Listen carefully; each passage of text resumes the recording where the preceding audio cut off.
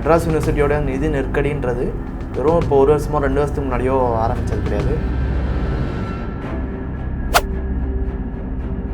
29 கோடியோ 30 கோடியோ university கையில் இருந்தது. அதுலேயும் வந்து முக்கால்வாசி எடுத்துகிட்டு போயிட்டாங்க ஐடி டிபார்ட்மெண்ட். இப்போ இப்படி இருக்கும் பட்சத்தில் மாணவர்களுக்கு அங்கே வகுப்புகள் உண்மையிலுமே நடக்குதா? ஊழல் முறைகேடுன்றது அது ரெகுலராக நடக்கக்கூடிய ஒரு விஷயம் தான் மெட்ராஸ் யூனிவர்சிட்டி பொறுத்த வரைக்கும். தமிழ்நாடு கவர்மெண்ட்டு டிஎம்கே கவர்மெண்ட்டோ இல்லை முன்னாடி இந்த ஏடிஎம்கே கவர்மெண்ட்டோ ஃபண்டு ஒழுங்காக ஒதுக்கியிருந்தாங்கன்னா அரசு பல்கலைக்கழகங்களில் முக்கால்வாசி பல்கலைக்கழகங்களில் நிதி நெருக்கடின்றது மிகப்பெரிய அளவில் இருக்குது. இன்றைக்கி சமூக நீதி அப்படின்னு பேசுகிற இடத்துல ரிசர்வேஷன் நம்ம வந்து பேசணும் இல்லையா? டீச்சர்ஸே அப்பாயின்ட் பண்ணாமல் நீ என்ன ரிசர்வேஷனை பேசுவ? மெட்ராஸ் யூனிவர்சிட்டியில் குடிக்க தண்ணி இல்லை. ஒட்டுமொத்தமாக உயர்கல்வியில் வந்து திமுக அரசு தோல்வி அடைஞ்சிருக்கு. தோல்வி அடைஞ்சிருக்குன்னு நம்ம எடுத்துக்கலாம். இந்த திமுக அரசை எதிர்த்து எஸ்எஃப்ஐ செயல்படுமா? ஏதாவது அரசியல் ரீதியான பிரச்சனைகள் இருக்கா துணைவேந்தர் நியமிக்கிறதுல? கண்டிப்பாக அரசியல் ரீதியான பிரச்சனை இருக்குது. ஆளுநர் வந்து பிஜேபியினுடைய ஒரு அடியாள் மாதிரி தான் இங்கே இருக்காரு. இந்த மெட்ராஸ் பல்கலைக்கழகம் ரொம்ப பழமை வாய்ந்தது. இதை இழுத்து மூடுறதுக்கு ஆளுநரும் ஒரு முக்கிய பங்காக இருக்காரா? திமுக அரசு மேல இருக்கக்கூடிய அந்த பழிவாங்கல் நடவடிக்கையினால மாணவருடைய வாழ்க்கையில கல்வியில விளையாடுமா பாஜக?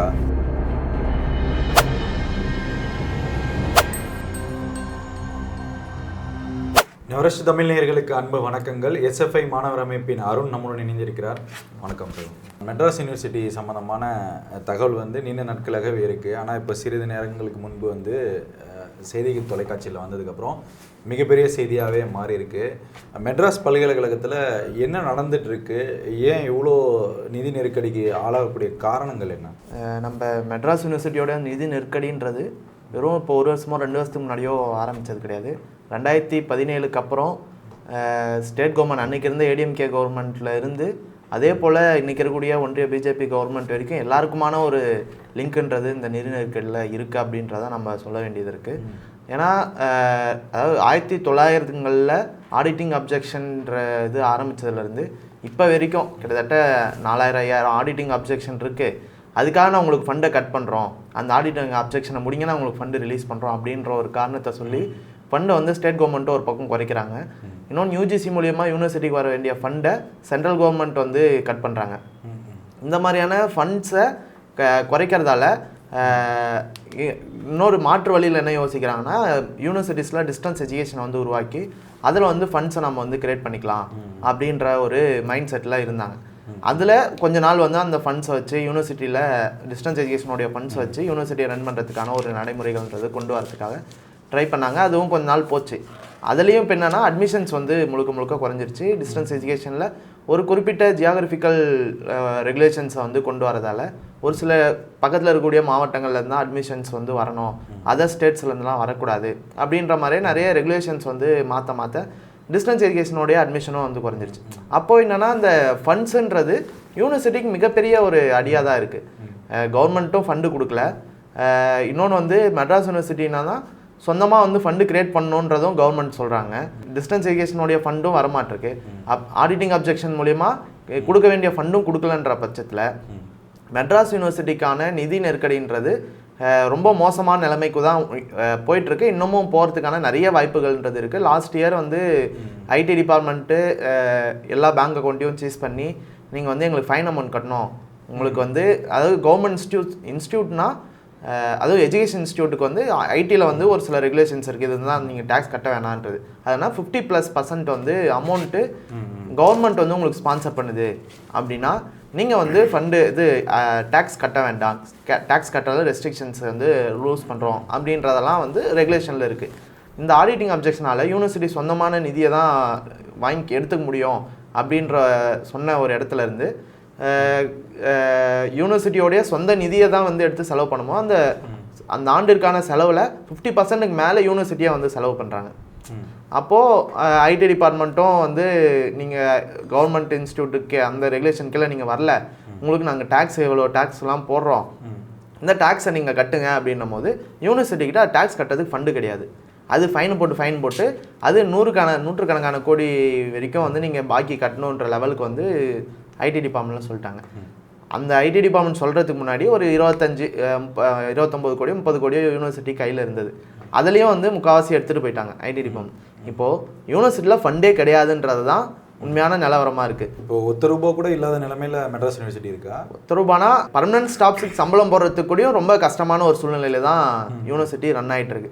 இல்லை டெம்பரரி நான் டீச்சிங் ஸ்டாஃப்ஸ் இருக்காங்க, கெஸ்ட் லெக்சரர்ஸ் இருக்காங்க, அது இல்லாமல் வந்து கிளீனிங் ஒர்க் பண்ணக்கூடிய மற்றவங்க எல்லாருக்குமான சம்பளம்ன்றது ஆல்ரெடி டெம்பரரி லேபர்ஸ்க்கு வந்து யூனிவர்சிட்டியில் ரொம்ப ரொம்ப சம்பளம் கம்மி. அவங்களுடைய பிரச்சனைகளே வந்து ஒரு பெரிய பிரச்சனை தான். அந்த சம்பளமாக அவங்களுக்கு வந்து வராதுன்ற பட்சத்தில் யூனிவர்சிட்டியில் இருக்கக்கூடிய ஒர்க் பண்ணக்கூடிய எல்லா கேட்டகரி எம்ப்ளாயீஸுமே வந்து ரொம்ப சிரமத்துக்குள்ளே தான் இருக்காங்க. இது மேலும் ஸ்டூடெண்ட்ஸுக்கும் பாதிப்புக்குள்ள ஆகிறதுக்கான ஒரு சூழ்நிலை தான் வரும். சம்பளம் இல்லைனா யாரும் ஒழுங்காக வேலை பார்க்க மாட்டாங்க, அதனால பாதிக்கப்படக்கூடிய ஸ்டூடெண்ட்டு தான். சம்பளம் இருந்தால் தானே அவங்க குடும்பத்தை அவங்க பார்க்க முடியும். இப்போ தொடர்ந்து அதாவது வந்து ரொம்ப கிட்டத்தட்ட பல ஆண்டுகளுக்கு மேலே பழமை வாய்ந்த பல்கலைக்கழகம் 5 குடியரசுத் தலைவர்களை உருவாக்கியிருக்கு. ஏகப்பட்ட பெருமைகள் மெட்ராஸ் யூனிவர்சிட்டிக்கு இருக்குது. இவ்வளோ பெரிய யூனிவர்சிட்டியில் சேர்றதுக்கு மாணவர்களுக்கு ஆர்வம் குறைஞ்சிருச்சுன்னு எடுத்துக்கலாமா? அப்படியும் நம்ம இருக்கிற நிலைமைகளில் பார்த்து தொடர்ந்து வந்து நியூஸில் வருது. உதாரணமாக நம்ம வந்து சேலம் பெரியார் யூனிவர்சிட்டி எடுத்துக்கலாம். கிட்டத்தட்ட பல டிபார்ட்மெண்ட்டில் ஒருத்தங்க 2 பேர் தான் வந்து அப்ளிகேஷன் போட்டு அட்மிஷனுக்காகவே வராங்க, கவுன்சிலிங்காக வராங்கன்ற ஒரு நிலைமை இருக்கு இல்லையா? அதில் வந்து நிதி நெருக்கடி இருக்குது, விசி அப்பாயின்மெண்ட்டில் அந்த பிரச்சனை இருக்குது. இந்த மாதிரியான பிரச்சனைகளை மாணவர்கள் இன்றைக்கி வந்து சோஷியல் மீடியா நிறைய இருக்குது, அதை பார்க்குறாங்க. பார்த்து வரதில் வந்து ஒரு பெரிய சிக்கல் இருக்குன்றதான். முன்னாடி நம்ம மெட்ராஸ் யூனிவர்சிட்டியில் பார்த்தோம்னா பல டிபார்ட்மெண்ட்ஸில் அதர் ஸ்டேட் ஸ்டூடெண்ட்ஸ் தான் ரொம்ப அதிகம். பல டிபார்ட்மெண்ட்ஸில் நார்த் ஈஸ்டாக இருக்கட்டும், நார்த் இந்தியாவாக இருக்கட்டும், இல்லை கேரளா, எந்த பல ஸ்டேட்டில் இருந்து இவ்வளோ ஸ்டூடெண்ட்ஸ் வருவாங்க அப்படின்ற ஒரு கேட்டகரி இருந்தது. இன்றைக்கி அது மிக மிக குறைஞ்சிருக்கு அப்படின்றதான். ஃபாரின்லேருந்துலாம் யூனிவர்சிட்டி நம்ம யூனிவர்சிட்டிக்கு ஸ்டூடெண்ட்ஸ் வந்திருக்கக்கூடிய நான் பார்த்துருக்கேன். ஃபாரின் ஸ்டூடெண்ட்ஸ்லாம் இன்றைக்கி அந்த மாதிரியான லெவலில் யூனிவர்சிட்டி இல்லை, அந்த தரத்தை வந்து தரம் குறைஞ்சிருக்கு அப்படின்றதான். தரம் குறைஞ்சிருக்கு, கல்வி ரீதியாக தரம் குறைஞ்சிருக்கா இல்லை மற்ற பராமரிப்புகளில் தரம் குறைஞ்சிருக்கா? யூனிவர்சிட்டியில் கிட்டத்தட்ட வந்து 540 ப்ரொஃபஸர்ஸ் இருக்க வேண்டிய ஒரு இடத்துல 180 ப்ரொஃபஸர்ஸ் தான் இருக்காங்க. மற்றவங்க எல்லாம் ஜிஎல். அந்த ஜிஎல்லும் கம்மியாக இருக்கக்கூடிய பல டிபார்ட்மெண்ட்ஸ் இருக்காங்க. ஹெச்ஓடியே இல்லாத டிபார்ட்மெண்ட்ஸ்லாம் இருக்குது. அப்போது அந்த வேகன்சிஸை ஃபில் பண்ணுற ஒரு இடத்துல இல்லாத ஒரு பட்சத்தில் எப்படி ஒரு தரமான எஜுகேஷன் கொடுக்க முடியும் அப்படின்றது தான் நம்மளுடைய கேள்வி. இந்த நெருக்கடி காலங்கள் இருக்குல்ல, இப்போ மாணவர்களுக்கு அங்கே வகுப்புகள் நடக்குதா எப்படி? ஏன்னா பற்றாக்குறை இருக்குது பேராசிரியர்களோட. இப்போ இப்படி இருக்கும் பட்சத்தில் மாணவர்களுக்கு அங்கே வகுப்புகள் உண்மையிலுமே நடக்குதா? அதாவது அதை ஒரு காம்ப்ரமைஸ் பண்ணுறதுக்காக தான் ஜிஎல்ன்ற ஒரு போஸ்ட்டை அதிகமாக வந்து அவங்க எடுக்கிறாங்க. கெஸ்ட் லெக்சர்ஸ் வச்சு முடிஞ்ச அளவுக்கான கிளாஸஸை வந்து எடுக்க பார்க்குறாங்க அப்படின்றதான். ஆனாலும் ஒரு சில டிபார்ட்மெண்ட்ஸில் அது ஒரு பெரிய பிரச்சனையாக தான் இருக்குது.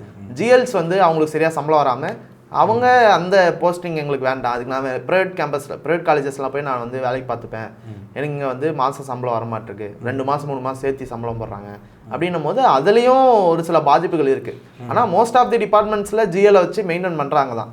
அதுவும் போதாமையாக தான் இருக்குன்றதா நம்மளுடைய இதாக இருக்குன்றது. இப்போ இந்த கடந்த ஒரு 10 வருஷமாக வந்து மெட்ராஸ் யூனிவர்சிட்டியோட இருப்பு பார்த்தீங்க அப்படின்னா 500 கோடி ரூபா வரைக்கும் இருந்திருக்குன்னு தகவல் வருது. அது எந்த அளவுக்கு உண்மைங்கிறது தெரியல. சரி, ஒருவேளை நம்ம அந்த 500 கோடி ரூபா பணத்தை எந்த அளவுக்கு இவங்க செலவு பண்ணியிருக்காங்கிற ஒரு கேள்வி வருது. அது ஒரு கேள்வியாக இருக்குது. இந்த அளவுக்கு கொண்டு வந்து விட்டுருக்காங்க அப்படின்னா அந்த 500 கோடி ரூபா 10 வருடங்களில் 500 கோடி ரூபா காலி பண்ணியிருக்கு ஒரு கல்லூரி அப்படின்னா ஏதாவது ஊழல் முறைகேடு நடந்திருக்கா? ஊழல் முறைகேடுன்றது அது ரெகுலராக நடக்கக்கூடிய ஒரு விஷயம் தான் மெட்ராஸ் யூனிவர்சிட்டி பொறுத்த வரைக்கும். ஆனால் 500 கோடி ரூபான்றது ஒரு பெரிய தொகை. அந்த தொகை வந்து உடனடியாக ஒரு 10 வருஷத்துக்குள்ளே வந்து காலி ஆகும் அப்படின்றதுல மிகப்பெரிய அது அவ்வளோ 500 கோடி தானா அப்படின்றது எனக்கு ஒரு மிகப்பெரிய கேள்வியாக இருக்குது, சந்தேகமாக இருக்குது. இன்னொன்று சிறிய அளவில் பல ஊழல் கம்மியாக இருக்குன்னு நினைக்கிறீங்களா? இன்னும் அதிகம் கம்மியாக இருக்குன்றது தான் நினைக்கிறேன். அவ்வளோ ஃபண்ட் இல்லை. ஏன்னா 90களுக்கு அப்புறம் இந்த மாதிரியான கவர்மெண்ட் இன்ஸ்டியூட்ஸ்க்கு அது எந்த கவர்மெண்ட் இருந்தாலும் தமிழ்நாடு கூட ஏடிஎம்கே டிஎம்கேவாக இருந்தாலும் சரி, இல்லை சென்ட்ரலில் இருக்கக்கூடிய பிஜேபி காங்கிரஸாக இருந்தாலும் சரி, சர்வீஸ் செக்டார்ஸ்க்கு வந்து ஃபண்டை வந்து ரொம்ப குறைச்சிட்டாங்க நியூ லிபரல் அஜெண்டா வந்து இம்ப்ளிமெண்ட் ஆனதுக்கப்புறம். அதனால் இவ்வளோ ஃபண்ட்ஸ் அவங்கக்கிட்ட இருக்குமான்றது முதல்ல ஒரு கேள்விக்குறியாக தான் இருக்குது. இன்னொன்று சிறிய ஊழல்கள்ன்றது மெட்ராஸ் யூனிவர்சிட்டியில் நடந்திருக்கு. முன்னாடி இருந்த விசி மேலே வந்து பல கம்ப்ளைண்ட்ஸ் இருந்திருக்கு. திரு கௌரி அவர் மேலே பல கம்ப்ளைண்ட்ஸ்லாம் இருந்திருக்கு. அண்ணா யூனிவர்சிட்டியில் இருக்கும்போதே அவர் மேலே ஊழல் கம்ப்ளைண்ட்லாம் இருந்தது. அவர் ஈடுபட்டிருப்பாரா இல்லையான்றதை அதை வந்து விசாரிச்சாதான் நமக்கு தெரியும் அப்படின்றது. இப்போ இவ்வளோ சிக்கனம், இவ்வளோ நெருக்கடி இருக்கிறப்ப இப்போ இதுக்கு முன்னாடி இருந்த துணைவேந்தர்கள் யார் யார் அலுவலகத்தில் இருந்தாங்களோ அவங்களாம் விசாரிக்கக்கூடிய நிலைமை இருக்குல்ல? விசாரிக்கக்கூடிய நிலைமைகள் கண்டிப்பாக இருக்குது. ஆடிட்டிங் அப்ஜெக்ஷன்னா என்ன, நம்ம என்னன்றது புரிஞ்சுக்கணும்னா, ஒரு ப்ரமோஷனுக்கோ இல்லை வந்து யாருன்னா ஒரு அப்பாயின்ட் பண்ணுறதுலையோ எங்களுக்கு அப்பாயின்ட் பண்ணுறதுக்கான அப்பாயின்ட் பண்ணிடுவாங்க. அதை வந்து கவர்மெண்ட்டு கொடுப்பாங்க. கவர்மெண்ட் வந்து அவங்களுக்கான சம்பளத்துக்கான ஃபண்டுன்றது கொடுக்கணும். அதில் எங்களுக்கு வந்து அப்ஜெக்ஷன் இருக்குது, இவருடைய ப்ரொமோஷன் எங்களுக்கு வந்து அப்ஜெக்ஷன் இருக்குது, இவருடைய அப்பாயின்மெண்ட்டில் எங்களுக்கு அப்ஜெக்ஷன் இருக்குது, இந்த பில்டிங் கன்ஸ்ட்ரக்ஷன் எங்களுக்கு அப்ஜெக்ஷன் இருக்குது அப்படின்றது தான் அப்ஜெக்ஷனாக அவங்க கொடுக்குறாங்க. அதை கிளியர் பண்ணியிருந்தாங்கன்னா இவ்வளோ பெரிய நெருக்கடிக்குள்ளே இப்போ வந்து சேர்ந்துருக்குமா அப்படின்றது வந்து ஒரு கேள்விக்குறி தான். இவ்வளோ பெரிய நெருக்கடியில் இவ்வளோ சீக்கிரமாக வந்திருக்காது. ஃப்யூச்சரில் வரதுக்கான வாய்ப்புகள் இருக்குது இன்றைக்கி இருக்க ஆட்சியாளர்களை நம்ம நினச்சி பார்க்கும்போது. ஆனாலும் இவ்வளோ சீக்கிரம் வரதுக்கான வாய்ப்புகள்ன்றது மிக குறைவு தான். இப்போ ஒருவேளை ஊழலோ முறைகேடுகளோ நடந்திருந்தா எந்தெந்த கல்லூரியில் எந்தெந்த இடங்களில் அது நடந்திருக்க வாய்ப்பு இருக்குன்னு நினைக்கிறீங்க? ஊழலுன்ற பட்சத்தில் பில்டிங் கன்ஸ்ட்ரக்ஷனாக இருக்கட்டும், இல்லை வந்து அப்பாயின்மெண்ட்ஸ்லையாக இருக்கட்டும், அதே போல் சிறிய சிறிய செலவுகளில் தான் மெட்ராஸ் யூனிவர்சிட்டி பொறுத்த வரைக்கும் பெரிய அளவில் அதில் பெரிய அளவில் ஊழல் பண்ணுறதுக்கான ஒரு இடம்ன்றது கிடையாது. மெட்ராஸ் யூனிவர்சிட்டியில் பில்டிங் கன்ஸ்ட்ரக்ஷன் பிடபிள்யூ மூலியமாக தான் அவங்க பண்ண போகிறாங்க, இல்லை மற்ற விஷயங்கள் எல்லாமே பிடபிள்யூ மூலியமாக தான் பண்ண போகிறாங்க. அதில் பெரிய அளவில் ஊழல் பண்ண முடியுமான்றதெல்லாம் நம்ம பேச முடியாது. ஆனால் ஊழலால் இந்த நிதி நெருக்கடின்றது கிடையாது. ஃபண்டு தமிழ்நாடு கவர்மெண்ட்டு, டிஎம்கே கவர்மெண்ட்டோ இல்லை முன்னாடி இந்த ஏடிஎம்கே கவர்மெண்ட்டோ ஃபண்டு ஒழுங்காக ஒதுக்கியிருந்தாங்கன்னா இந்த பிரச்சனைகள்ன்றது இந்த அளவுக்கு வந்து சேர்ந்துருக்காதுன்றதான் நம்மளுடைய இதாக இருக்குன்றது. இப்போ இவ்வளோ பிரச்சனைகள் போயிட்டுருக்கு, நீங்களாம் வந்து ஆளுங்கட்சியோடைய ஒரு மிக நெருக்கமான ஒரு இடத்துல இருக்கீங்க. உங்களுடைய மாணவர் அமைப்பு சேர்ந்து அரசுக்கிட்ட வந்து இந்த கல்லூரி இந்த மாதிரி நிலைமைக்கு ஆளாயிருக்கு, அது சம்மந்தமாக ஏதாவது கோரிக்கை வச்சுருக்கீங்களா? இல்லை இது சம்மந்தமாக எதிர்காலம் இந்த மாதிரி ஆயிருங்கிற ஒரு அச்சத்தில் ஏதாவது திமுக அரசை நாடி இருக்கீங்களா? ஏதாவது சொல்கிறாங்களா? திமுக அரசு என்ன சொல்லுது? நம்ம வந்து ஒரு ஆளுங்கட்சிக்கு ரொம்ப நெருக்கமான அமைப்புலாம் கிடையாது. அது எந்த கட்சியாக இருந்தாலும் அது தப்பு பண்ணால் அந்த கேள்வி கேட்கக்கூடிய ஒரு இடத்துல தான் எஸ்எஃப்ஐன்றது இருக்குன்றதை நம்ம சொல்லிக்கிறோம். இன்னொன்றுனா லாஸ்ட் இயர் வந்து இந்த ஐடி பிரச்சனை வரும்போது முதல்ல கேம்பஸ்குள்ளே நின்று போராட்டம் நடத்துனதாக இருக்கட்டும், இல்லை அந்த செய்திகளை வந்து பெரிய அளவில் கொண்டு போகிறதுக்கான ஒரு முக்கிய காரணமாக இருந்தது எஸ்எஃப்ஐனுடைய போராட்டமாக தான் இருந்தது. அதை தொடர்ந்து தான் அங்கேருந்து ப்ரொஃபஸர்ஸே வந்து போராட்டத்துக்குள்ளே போனாங்க அப்படின்றது தான். இப்போ வருங்காலத்தில் இன்றைக்கி அது மெட்ராஸ் யூனிவர்சிட்டி மட்டும் இல்லாமல் மதுரை காமராஜ் யூனிவர்சிட்டிலையும் இதே நிலமை தான் இருக்குது, எம்கே யூனிவர்சிட்டிலையும் இதே நிலமை தான் இருக்குது, பெரியார் யூனிவர்சிட்டியில் இதே நிலமை தான் இருக்குது. தமிழகத்தில் இருக்கக்கூடிய அரசு பல்கலைக்கழகங்களில் முக்காவாசி பல்கலைக்கழகங்களில் நிதி நெருக்கடின்றது மிகப்பெரிய அளவில் இருக்குது. மதுரை காமராஜ் யூனிவர்சிட்டிலாம் சம்பளம் போட முடியாமல் பல மாதங்கள் வந்து பர்மனன்ட் ஸ்டாஃப்ஸ்க்கே சம்பளம் போட முடியாத ஒரு நிலைமைன்றதெல்லாம் நிலவிட்டு இருக்குது அப்படின்றது தான். அப்போது இதுக்கு எதிராக நாங்கள் இப்போது அடுத்த கட்ட போராட்டங்களுக்குள்ளே போகிறதுக்கு சம்மந்தமாக நாங்கள் வந்து பேசிகிட்டு இருக்கோம். இல்லை, இப்போ இந்த அரசு வந்து சமூக நீதி அரசு, கல்வியில் வந்து சிறந்து விளங்குறோம், தமிழ்நாட்டில் வந்து ஏகப்பட்ட கல்வி முறைகளை வந்து மாற்றி நாங்கள் நிறைய விழிப்புணர்வுலாம் தரோம், நிறைய உதவி செய்கிறோம் படிக்கிற சம்மந்தமாக அப்படின்னு சொல்லி முதலமைச்சர் அமைச்சர்லாம் பேசுகிறாங்கல்ல, இந்த செய்திகள்லாம் உங்களுக்கு தெரியாமல் இருக்குமான்னு கேள்வி வருது. இல்லை, நம்ம சமூக நீதி அரசுன்னு வாய் வழியாக சொல்லிக்கலாம், ஆனால் நடைமுறைகள் என்னன்றது அவங்க கல்வியில் ஒரே ஒரு நல்ல விஷயம் இப்போதைக்கு பண்ணது என்னன்னா, அந்த அரசு பள்ளியில் படித்த மாணவர்களுக்கு 1000 ரூபாய் கொடுக்கறது மட்டும்தான் ஒரே ஒரு உயர்கல்விக்கு பண்ண மிகப்பெரிய உதவின்றது அது ஒன்று தான். அதை தாண்டி ப்ரொஃபஸர்ஸ் அப்பாயின்மெண்ட்டாக இருக்கட்டும், பல வருடங்களுக்கு அப்புறம் இப்போ தான் ஒரு 5000-6000 ப்ரொஃபஸர்ஸ் வந்து அப்பாயின்ட் பண்ணுறன்றது சர்க்குலர்னு விட்டுருக்காங்க. யூனிவர்சிட்டி ப்ரொஃபஸர்ஸ் அப்பாயின்ட் பண்ணாங்களா, இல்லை வந்து நான் டீச்சிங் ஸ்டாஃப்ஸ் அப்பாயின்ட் பண்ணாங்களா, இல்லை இங்கே ஸ்டூடெண்ட்ஸுக்கு கிடைக்கக்கூடிய அந்த இன்ஃப்ராஸ்ட்ரக்சர்ஸு, அவங்களுடைய ஸ்காலர்ஷிப்ஸு இதெல்லாம் முறையாக போயிருக்கான்னு கேட்டோம்னா எதுவுமே கிடையாது. இன்றைக்கி சமூக நீதி அப்படின்னு பேசுகிற இடத்துல ரிசர்வேஷன் நம்ம வந்து பேசணும் இல்லையா? டீச்சர்ஸே அப்பாயின்ட் பண்ணாமல் நீ என்ன ரிசர்வேஷனை பேசுவ அப்படின்ற ஒரு கேள்வியும் நமக்கு எழுதில்ல. இன்னொன்று, அங்கே இன்ஃப்ராஸ்ட்ரக்சரே இல்லாமல் இன்னும் நம்ம வந்து சமூக நீதி பேசுகிறோன்றது ஒன்று இருக்குல்ல. மெட்ராஸ் யூனிவர்சிட்டியில் குடிக்க தண்ணி இல்லை. போன வருஷம் நாங்கள் எஸ்எஃப்ஐ போராட்டம் நடத்தினதுக்கு அப்புறம் தான், ஒரு வருஷத்துக்கு முன்னாடி அங்கே குடிக்கிறதுக்கு தனியாக ஆரோ மிஷின் வைக்கிறாங்க. தாய் பல்கலைக்கழகம்னு நம்ம சொல்கிறோம், எல்லாத்துக்கும் முன்னோடியான பல்கலைக்கழகம்னு சொல்கிறோம், ஆனால் அங்கே குடிக்க தண்ணி இல்லைன்ற பட்சத்தில் அது இந்த மாதிரியான சமூக நீதி அரசை நம்ம பேசிட்டு நம்ம போராடி தான் வாங்க வேண்டியதாக இருக்குது. இன்னைக்கு என்சிஆர்டி இதில் வந்து டாப் ரேங்கில், தமிழ்நாட்டில் டாப் ரேங்கில் நம்பர் 1ல் இருக்கக்கூடிய ஒரு காலேஜ்னா பிரசிடென்சி காலேஜ். அந்த பிரசிடென்சி காலேஜோட நிலைமை எப்படி நம்ம பார்ப்போம். அங்கே வந்து இன்ஃப்ராஸ்ட்ரக்சர் எப்படி இருக்குது, பாத்ரூம் ஃபெசிலிட்டி எப்படி இருக்குது, நம்ம யூனிவர்சிட்டியில் எப்படி இருக்குது அப்படின்றத பார்க்கும்போது சமூக நீதி அரசுனா நம்ம வந்து விளம்பரத்திற்காக சமூக நீதி நம்ம சொல்லிட்டு போயிடலாம். ஏழை எளிய மாணவர்கள் வந்து போய் கல்வியை கற்கிறதுக்கு அவங்களுக்கு எல்லா வசதியும் செய்து கொடுக்கக்கூடிய ஒரு அரசு தான் சமூக நீதி அரசா முற்போக்கு அரசா இருக்க முடியும். அந்த மாதிரி ஒரு இடத்துல உயர்கல்வியில் அவங்க என்ன செஞ்சுருக்காங்க அப்படின்ற ஒரு மிகப்பெரிய கேள்வின்றது தான் கேள்வியை நம்ம எழுப்ப வேண்டியதாக இருக்குது. எப்போ கேட்டாலும் ஃபண்ட் இல்லை, யூனிவர்சிட்டியில் நாங்கள் போயிட்டு பாத்ரூம் சரியில்லை, தண்ணி இல்லை அப்படின்னு கேட்டால் எங்ககிட்ட ஃபண்ட் இல்லை, சம்பளம் போகிறதுக்கே ஃபண்ட் இல்லை, நாங்கள் எப்படி இதெல்லாம் பண்ண முடியும் அப்படின்ற ஒரு கேள்வி தான் வருது. கடந்த கால அரசு வந்து அதிமுக அரசு இருந்துச்சு, செய்யலை, நம்ம அதை தவிர்த்துக்கலான்னு விட்டுருங்க. இப்போ திமுக அரசு ஏகப்பட்ட தேர்தல் அறிக்கையில் கல்வி சம்மந்தமான நிறைய விஷயங்கள்லாம் சொன்னாங்க. நிறைய ஆட்சிக்கு வந்து அந்த ஒரு மாத காலத்தில் நிறைய விளம்பர செய்திகள் மாதிரிலாம் இருந்துச்சு. இப்போ நீங்கள் இந்த திமுக அரசு கல்விக்கு எந்த அளவுக்குள்ள உறுதுணையாக இருக்குன்னு நினைக்கிறீங்க? பள்ளி கல்வியில் நிறைய மாற்றங்கள்ன்றது கொண்டு வராங்க, அதில் நமக்கு மாற்று கருத்து கிடையாது. அதுலேயும் இன்னும் பல மாற்றங்கள் வேணும், நம்ம அது வந்து ஃப்யூச்சரில் டிஸ்கஸ் பண்ணுவோம். உயர்கல்வியில் பெரிய எந்த ஒரு மாற்றங்களையும் வந்து கொண்டு வரல. கொண்டு வந்து முன்னாடி சொன்ன மாதிரியான இந்த 1000 ரூபாய் ஸ்காலர்ஷிப் கொடுக்கறது மட்டும்தான் மாணவர்களுக்கு ஒரு செஞ்ச நல்ல விஷயம். மற்றபடியான எந்த ஒரு நல்ல விஷயமும் உயர்கல்விக்கு அவங்க பண்ணல. அதுதான் வந்து உண்மை. தமிழ்நாடு அரசு வந்து 3 வருஷம் ஆக போகுது. இந்த 3 வருஷம் பட்ஜெட்டில் நம்ம எடுத்து பார்த்தோம்னாலும் உயர்கல்விக்கு ஒதுக்கக்கூடிய நிதின்றது ரொம்ப ரொம்ப சொற்பமாக இருக்கும். ஆனால் சட்டசபையில் வந்து அந்த கல்லூரிக்கு இதை பண்ணுறோம், இந்த கல்லூரிக்கு இதை பண்ணுறோம்லாம் சொல்கிறாங்களே. கல்லூரிக்கு பண்ணுறோன்னு சொல்கிறாங்க தான், ஆனால் இன்னைக்கு போய் கிடைக்குது அப்படின்றது ஒன்று பார்க்கணும்ல. அது வந்து எந்த ஒரு அரசாங்கம், முன்னாடி ஏடிஎம்கே அரசாங்கமும் அதை பண்ணிட்டு தான் இருந்தது, எதுவுமே பண்ணாமல் அந்த அரசாங்கமும் இல்லை. போதிய அளவில் பண்ணுறாங்களா அப்படின்றது தான். பேருக்கு ஒரு இடத்துல 2 இடத்துல பண்ணிட்டு அதை நான் வந்து பெரிய அளவு விளம்பரம் பண்ணுறேன்றதுல ஒரு பயனும் கிடையாது. வாங்க யூனிவர்சிட்டி வாங்க, இங்கே சேப்பாக்கத்தில் படிக்கக்கூடிய மாணவர்கள் 1 மணி நேரம் ட்ராவல் பண்ணி தரமணி ஹாஸ்டலில் போய் தங்கி படிக்கிறாங்க. தரமணியில் தான் ஹாஸ்டல் இருக்குது. சேப்பாக்கத்தில் ஹாஸ்டல் வந்து பல வருஷமாக கேட்டு போராடி இப்போ தான் மெரினா கேம்பஸில் ஹாஸ்டல் கட்டுறாங்க. சேப்பாக் கேம்பஸில் ஒன்றும் ஹாஸ்டல் கட்டவும் இல்லை, ஃபண்டு ஒதுக்கிட்டான்றாங்க. ஃபண்டு ஒதுக்கி 2 வருஷம் ஆகுது, எந்த ஒரு முன்னெடுப்பு ஏற்பாடும் பண்ண மாட்டாங்க. 2 வருஷம் ஆகி ஒரு அடிக்கல் கூட எதுவும் பண்ணலையா? இல்லை, போன பட்ஜெட்டில் வந்து ஒரு ஹாஸ்டலுக்கு வந்து அலோகேட் பண்ணாங்க. அதுக்கு முன்னாடி ஒரு ஹாஸ்டலுக்கு அலோகேட் பண்ணாங்க. அதுக்கு முன்னாடி பண்ணதான் இப்போ வந்து கன்ஸ்ட்ரக்ஷன்றது போயிட்டுருக்கு. அதை தாண்டி ஒரு அந்த இருந்த பில்டிங்கை ஒரு ரெனோவேட் பண்ணுறாங்களா, இடிச்சு கட்டுறாங்களான்றது கூட இல்லாமல் தான் இருக்குது. ஒட்டுமொத்தமாக உயர்கல்வியில் வந்து திமுக அரசு தோல்வி அடைஞ்சிருக்குன்னு எடுத்துக்கலாம். தோல்வி அடைஞ்சிருக்குன்னு நம்ம எடுத்துக்கலாம். இன்னும் அவங்க வந்து முயற்சி பண்ணணுன்றதையும் நம்ம வந்து சொல்லிக்கிறோம். அதுக்கான போராட்டங்களையும் நாங்கள் வந்து முன்னெடுப்போம் அப்படின்றத நம்ம வந்து சொல்ல வேண்டியது இருக்குன்றாங்க. இப்போ இந்த அரசு கல்லூரிகள், அரசு பல்கலைக்கழகங்களில் இவ்வளோ பெரிய, அதாவது உள்ளே போய் நம்ம வெளியேருந்து பார்க்குறப்ப வேற மாதிரி இருக்குது, உள்ளே போய் பார்த்தா இவ்வளோ பிரச்சனைகள் நடக்குதுன்னு தெரிகிறது. இப்போ இந்த இவ்வளோ அரசு துறை சார்ந்த இந்த கல்லூரிகள் பல்கலைக்கழகங்களில் பிரச்சனை இருக்குல்ல, ஆனால் இதே நம்ம அப்படியே தனியார் பக்கம் வச்சிங்க அப்படின்னா எந்த பிரச்சனையும் இல்லாமல் அவங்க ரொட்டீனாக அவங்களோட ஒர்க்கை பார்த்துட்ருக்காங்க. இப்போ இதுக்கும் இருக்கக்கூடிய அந்த முக்கிய பிரச்சனை என்னவா இருக்குதுன்னு நினைக்கிறீங்க? நம்ம பொதுவாக நம்ம வந்து இன்றைக்கி இருக்கக்கூடிய அரசாங்கங்கள், டிஎம்கே அரசாங்கம் இருந்தாலும் சரி, பிஜேபி அரசாங்கம் இருந்தாலும் சரி, ஒரு முதலாளிகளுடைய அரசாங்கமாக தான் நம்ம பார்க்க வேண்டியது இருக்குது. பிஜேபி எப்படி வந்து பிஎஸ்என்எல்லுக்கான அந்த 3Gயோட வச்சுட்டு 4G கொடுக்காம 5G கொடுக்காம ஏர்டெல் ஜியோ கொடுத்து பிஎஸ்என்எல்ல வந்து எப்படி ஒழிச்சு கட்டுறாங்களோ, அதே நிலைமையில் தான் நிற்கக்கூடிய பப்ளிக் இன்ஸ்டிடியூஷன்ஸுக்கு ஃபண்டு ஒதுக்காமல் அதனுடைய தரத்தை வந்து ஃபண்டு இல்லாமல் குறைய இருக்கக்கூடிய ப்ரைவேட் இன்ஸ்டிடியூஷன்ஸு அதோடைய இன்ஃப்ராஸ்ட்ரக்சரை டெவலப் பண்ணிக்கிட்டு இன்னும் அதுக்கான ஃபீஸ் ரெகுலேஷன்றது கிடையாது.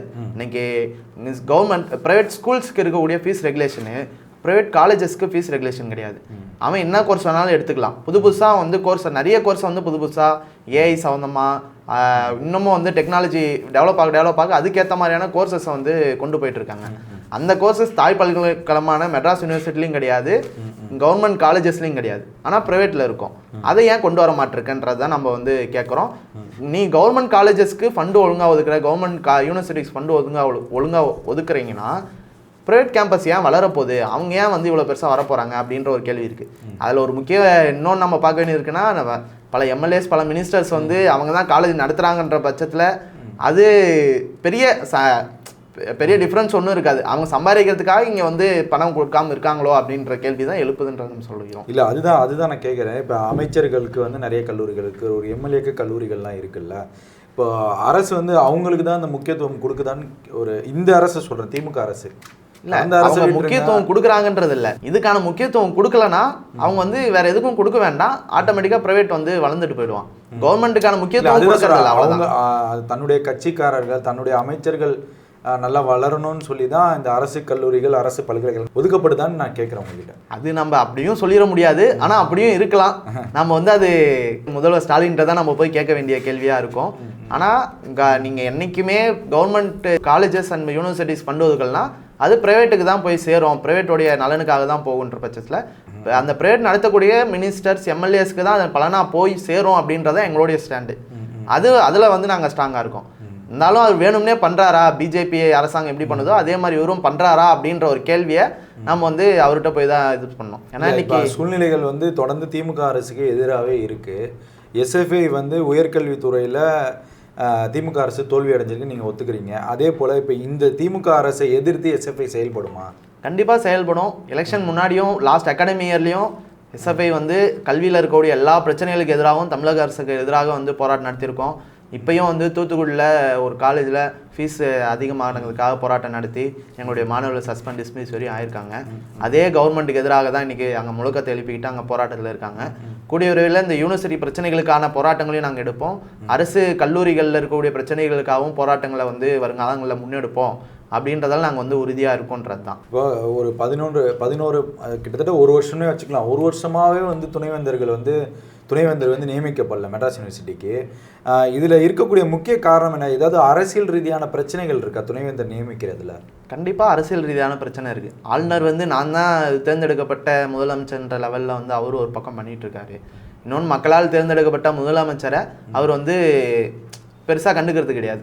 கமிட்டி விசிக்கான கமிட்டியை வந்து அந்த பரிந்துரையை கொடுக்கறது, அந்த செலெக்ஷன் கமிட்டியோட பரிந்துரையை கொடுக்கறது. இதில் கேஸ்ட் ரிலேட்டடாக இஷ்யூ இருக்கா? கேஸ்ட் ரிலேட்டடான இஷ்யூஸ் அப்படின்றது வெளில வரல இது வரையும். நமக்கு அந்த மாதிரியான ஒரு அந்த சந்தேகம் உங்களுக்கும் இருக்கான்னு இல்லை. ஆளுநர் வந்து பிஜேபியினுடைய ஒரு அடியாள் மாதிரி தான் இங்கே இருக்காரு. அவர் பிஜேபி சொல்கிறது தான் கேட்பாரு. அதனால் டிஎம்கேக்கு ஒரு கெட்ட பேர் வரணுன்றதுக்காக, டிஎம்கே ஆட்சி கெட்ட பேர் வரணுன்றதுக்காக அவங்க எது பண்ணாலும் அதை வந்து அப்ரூவ் பண்ணுறது கிடையாது. அதே தான் இந்த விசி அப்பாயின்மெண்ட்லேயும் நம்ம பார்க்க வேண்டியது இருக்குது. பல யூனிவர்சிட்டிஸில் இன்றைக்கி விசி இல்லாத ஒரு சூழ்நிலை இருக்குது. அதே தான் மெட்ராஸ் யூனிவர்சிட்டிக்கான விசி சர்ச்சிங் கமிட்டியை வந்து போட்டாங்க தமிழ்நாடு கவர்மெண்ட்டு. அதில் அதுக்கு அந்த கமிட்டிக்கான ரூல்ஸ் மெட்ராஸ் யூனிவர்சிட்டிக்குன்னு சொல்லி தனியாக ஒரு ரூல்ஸ் இருக்குது. மெட்ராஸ் யூனிவர்சிட்டி வந்து மற்ற யூனிவர்சிட்டி மாதிரி இல்லாமல் இதுக்கு தனியான ஒரு ரூல்ஸ் இருக்குது. அந்த ரூல்ஸ் படி தான் எல்லாமே இயங்கும். அதுவாக இருக்கட்டும். இன்னொன்று, இவ்வளோ வருஷம் யூனிவர்சிட்டி சைட்லேருந்து ஒரு ஆளும், கவர்மெண்ட் சைட்லேருந்து ஒரு ஆளும், கவர்னர் சைட்லேருந்து ஒரு ஆள், 3 பேர் தான் வந்து சர்ச்சிங் கமிட்டியில் இருப்பாங்க. எக்ஸ்ட்ராவாக ஒரு ஆள் நீங்கள் போடணும், நான் சொல்கிற ஒரு ஆளை போடணும் அப்படின்னு சொல்கிறது எந்த ஒரு இதுவுமே கிடையாது. அது நடைமுறையும் கிடையாது. திடீர்னு சொல்கிறதால அது வந்து ஒரு அரசியல் காழ்ப்புணர்ச்சிக்காக வந்து பேசுறது ஒன்று அப்படின்னு நம்ம எடுத்துக்கலாம். இன்னொன்று, அங்கே மெஜாரிட்டின்றது இப்போ யூனிவர்சிட்டின்னு எடுத்துக்கிட்டால் யூனிவர்சிட்டி நலனுக்காக தான் அங்கே இருக்கிறவங்க இருப்பாங்க. இன்னொன்று கவர்மெண்ட் சைடுனா கவர்மெண்ட் சைடு தான் இருப்பாங்க. அப்போது 2 பேர் மெஜாரிட்டி கவர்மெண்ட் சைடே போயிடும். ஒரு ஆள் தான் எனக்கு அப்படின்னா நான் சொல்கிற ஆள் வரமாட்டாங்க, பிஜேபி சார்புடைய ஆள் வரமாட்டாங்க. இப்போ இதில் பாஜகவை சேர்ந்த ஆளுநர் தான் அரசியல் பண்ணான்னு எடுத்து இதுக்கு விசி அப்பாயின்மெண்ட்டில் அரசியல் பண்ணுறது அது ஆளுநர் தான், சான்சலர் தான். இப்போ இதில் இன்னொரு கேள்வி என்ன வருது அப்படின்னா, துணைவேந்தர்கள் நிறைய இடத்துல நியமிக்கப்படாமல் இருக்குது. பெரிய இந்த அரசியல் ரீதியாக பிரச்சனைக்கு இந்த துணைவேந்தர்களை தேடக்கூடிய வேலையே ஒரு கமிட்டி அமைச்சு வைக்க வேண்டிய சூழல் இருக்குல்ல. துணைவேந்தர்கள் இல்லாத மாநிலமாக இருக்கா தமிழ்நாடு? தமிழ்நாடு மட்டும் இல்லை, பல மாநிலங்கள் பிஜேபி அல்லாத மாநிலம். அந்த அளவுக்கு திறமையானவர்கள் இங்கே இல்லையான்னு நான் கேட்குறேன். திறமையானவர்கள்லாம் இருக்காங்க. அவங்களை தேடக்கூடிய கமிட்டியை போடுறதுக்கே இங்கே வந்து பெரிய பிரச்சனையாக இருக்குல்ல. அந்த கமிட்டியை அப்ரூவ் பண்ணுறது, தேர்ந்தெடுக்கப்பட்ட தமிழக அரசு ஒரு கமிட்டி போடுறாங்க, அது எனக்கு வேணான்னு சொல்கிறாரு ஆளுநர். நான் சொல்கிற கமிட்டி தான் போடணுன்றாரு. அது எந்த வகையிலுமே நடைமுறைக்கு இல்லாத ஒரு விஷயத்த சொல்லும் போது எப்படி வந்து அங்கே ஏற்றுக்க முடியும் அப்படின்றத தமிழ்நாடு கவர்மெண்ட் சொல்கிறாங்க. அதுதான் எங்களுடைய ஸ்டாண்டாகவும் இருக்குது. தேர்ந்தெடுக்கப்பட்ட அரசாங்கம் என்ன கமிட்டி போடுதோ அந்த கமிட்டியை வச்சு ஒரு விசியை வந்து அப்பாயின்ட் பண்ணுறக்கூடிய, கையெழுத்து போடக்கூடிய ஒரு வேலை தான் விசிக்கு இருக்குது. அந்த வேலையை நான் பண்ண மாட்டேன், நான் சொல்கிறதா நீ பண்ணணும் போது இங்கே இருக்கக்கூடிய 7 கோடி மக்களுடைய தேர்ந்தெடுக்கப்பட்ட அரசாங்கத்தை எதுக்கு இருக்குது அப்படின்ற ஒரு கேள்வி தான் நாங்கள் எழுப்ப வேண்டியதாக இருக்குது. இப்போ துணைவேந்தர் போட்டால் அந்த பல்கலைக்கழகத்துக்கு எந்த விதமான நன்மைகள் கிடைக்கும்னு நினைக்கிறீங்க? அது இந்த நிதி நெருக்கடியிலேருந்து துணைவேந்தர் போட்டால் நிதி நெருக்கடியிலேருந்து காப்பாற்ற முடியுமா மெட்ராஸ் யூனிவர்சிட்டியை? இப்போதைக்கு வந்து மெட்ராஸ் யூனிவர்சிட்டி பொறுத்த வரைக்கும் ரிஜிஸ்ட்ரார் தான் ஹையர் அத்தாரிட்டியாக இருக்கார். அதுக்கு மேலே வந்து ஃபைண்டிங் கமிட்டி இல்லாததால், விசி இல்லாதால ஒரு கமிட்டி வந்து தமிழ்நாடு கவர்மெண்ட் போட்டிருக்காங்க அப்படின்றதான். அந்த கமிட்டி உட்காந்து அவங்க ஒரு 4 பேர் பேசி, அதுக்கப்புறம் சிண்டிகேட் கூடி, அதுக்கப்புறம் செனட் கூடி, ரிஜிஸ்ட்ரார் எல்லாம் பேசி அது பண்ணுறதுக்கு ஒரு பெரிய ப்ராசஸ் இருக்கும்.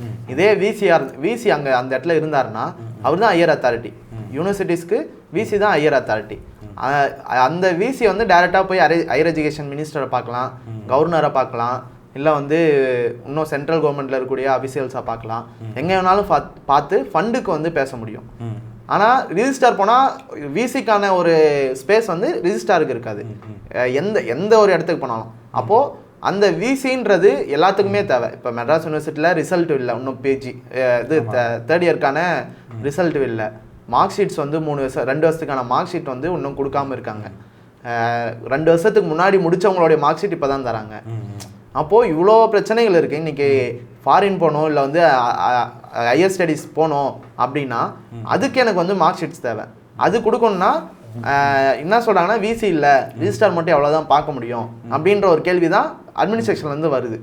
அப்போது விசின்றது யூனிவர்சிட்டிக்கு ஒரு முக்கியமான ஆள்.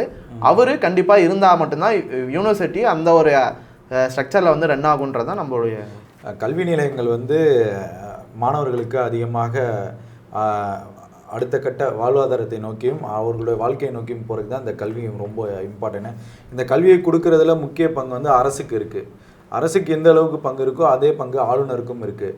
இந்த துணைவேந்தர் அதாவது வந்து நியமிக்கிறதுல ஆளுநருடைய பிரச்சனைகள்லாம் இருக்குங்கிற மாதிரி செய்திகள்லாம் இருக்குல்ல. இப்போது இந்த மெட்ராஸ் பல்கலைக்கழகம் ரொம்ப பழமை வாய்ந்தது. இதை இழுத்து மூடுறதுக்கு ஆளுநரும் ஒரு முக்கிய பங்காக இருக்காரா? போகக்கூடிய நிலைமையை பார்த்தோம்னா மூடுறதுக்கான ஒரு இடத்துல மூடுறதுக்கான அந்த ஒரு காரணங்களில் ஆளுநரும் ஒரு ஆளாக இருப்பார் அப்படின்றது தான். அது வந்து கண்டிப்பாக ஆளுநருடைய பங்கு இருக்கும். நானும் பண்ணிட்டேன் அப்படின்னு ஆளுநர் வந்து RN ரவி வெளில சொல்லிக்கலாம் அப்படின்றதான் நம்ம சொல்ல வேண்டியது. நீ ஒட்டுமொத்தமாக வச்சு இவ்வளோ பிரச்சனைகளை வச்சு நீங்கள் உங்களுடைய பார்வை எப்படி இருக்குது, SFIயோடைய பார்வை எப்படி இருக்குது? மெட்ராஸ் யூனிவர்சிட்டி இதே போக்கில் போச்சுன்னா இழுத்து தான் மூடக்கூடிய கண்டிஷனுக்கு வந்துருமா? கண்டிப்பாக வரும். ஏன்னா இந்த ஃபண்டு வரத்துக்கான பல வழிகள் நான் ஸ்டார்டிங்லேயே சொல்லியிருப்பேன். அதில் ஒரு முக்கியமான வழி என்னன்னா UGC மூலயமா ஃபண்டுன்றது கொடுக்கணும். ஒரு வருஷமோ அவங்க வந்து ஒன்றிய அரசு வந்து யூஜிசிக்கு ஃபண்டு கொடுப்பாங்க. அவங்க அந்த கல்வி நிலையங்களுக்கு பிரித்து கொடுப்பாங்க. அதனுடைய அந்த யூஜிசினுடைய அதிகாரத்தை சென்ட்ரல் கவர்மெண்ட் வந்து முழுக்க பறிச்சிட்டாங்க பிஜேபி அரசாங்கம். அதுக்கு பதிலாக higher education commission of India அப்படின்னு சொல்லி ஒரு கமிட்டி, தேசிய கல்விக்குழு 2020 யூஜிசியை வந்து கலைச்சிட்டு இந்த கமிஷனை தான் கொண்டு வரணும் அப்படின்றத அவங்களுடைய திட்டம். அந்த கமிஷன் கீழே பல நடைமுறைகள் சொல்கிறாங்க. அதில் ஒன்று என்னென்னா, அரசு கல்வி நிலையங்கள் தங்களுடைய நிதியை தாங்களாகவே வந்து எடுத்துக்கணும், தாங்களாகவே உருவாக்கணும். அது நீங்கள் கடன் வாங்குங்க, அந்த கடனுக்கு நாங்கள் ஏற்பாடு பண்ணி தரோம். அந்த கடன் நீங்கள் வந்து கொஞ்ச நாள் கழிச்சு கூட அடைச்சிக்கலாம். இல்லையா மாணவர்கள்ட்ட ஃபீஸாக வாங்குங்க, இல்லை யாருக்குன்னா வந்து உதவிகளாக நிதியாக வாங்கிக்கலாம். இந்த மாதிரியான நடைமுறைகள்லாம் சொல்கிறாங்க. இதில் பெரிய பாதிப்புக்குள்ள ஆகிறது யாராக இருப்பாங்கன்னா மாணவர்களாக தான் இருப்பாங்க. ஏன்னா இன்னைக்கு தமிழக அரசு தலையிட்டுச்சு அப்படின்னா இந்த பிரச்சனையை ஓரளவுக்கு சமாளிக்க முடியும்ல? இப்போதைக்கு சமாளிக்க முடியும். ஆனால் ஒன்றிய அரசு இல்லாமல் இது முழுமையாக வந்து பண்ண முடியாது அப்படின்றதான். ஏன்னா ஒன்றிய அரசும் வந்து நிதி இதுக்கு ஒதுக்கணும். நம்ம வெறும் டிஎம்கே கவர்மெண்ட் மட்டும் வந்து குறை சொல்லலாம், கூடவே பிஜேபி கவர்மெண்ட்டே நம்ம வந்து குறை சொல்ல வேண்டிய ஒரு எனக்கு ரொம்ப முக்கியமாக ஒரு கேள்வி தோணுது. அப்படின்னா திமுக அரசு மேலே இருக்கக்கூடிய அந்த பழிவாங்கல் நடவடிக்கையினால மாணவருடைய வாழ்க்கையில் கல்வியில் விளையாடுமா பாஜக வந்து எதில் வேணாலும் விளையாடும். யாரை பழி வாங்கினாலும் எதில் வேணாலும் விளையாடும். அது வந்து நம்ம மாற்று கருத்தே சொல்ல முடியாது. பாஜக சொல்லி தானே வந்து ஆளுநர் ரவி இந்த மாதிரியான பிரச்சனைகள் பண்ணிட்டு இருக்காரு. இல்லைன்னா இவ்வளோ பிரச்சனைகள் வராதுல்ல. அதனால பிஜேபி நினைச்சா எந்த ஒரு பிரச்சனை வேணாலும் எப்படி வேணாலும் அவங்களால ஹேண்டில் பண்ண முடியும். அதில் யார் பாதிப்பு அடைகிறாங்க அப்படின்றதெல்லாம் இல்லை, தன்னால் வந்து பண்ண முடியும் அப்படின்றத அவங்க எவ்வளோ பிரச்சனை பண்ணி வேணாலும் பண்ணுவாங்கன்றதான் நம்ம சொல்ல வேண்டியது இருக்குது. இவ்வளோ நேரம் பல்வேறு கேள்விகளுக்கு பதிலளித்ததுக்கு நெவரஸ்ட் தமிழ் சார்பாக நன்றி.